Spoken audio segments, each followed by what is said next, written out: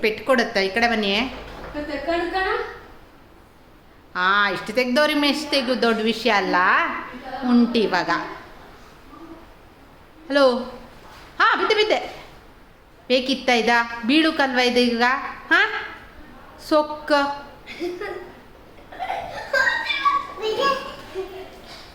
ಬೀಳತ್ತೆ. ಈಚೆ ಬನ್ನಿ ಅಮ್ಮ. ಮೆಸ್ ತೆಕ್ಕೊಂಡು ಬರುತ್ತೆ ಇವಾಗ.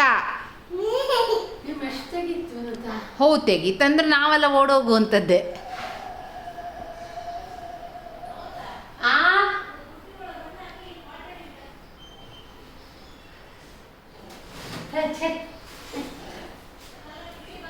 ಈರುಳ್ಳಿ ಇತ್ತು ಬೇಕಾ?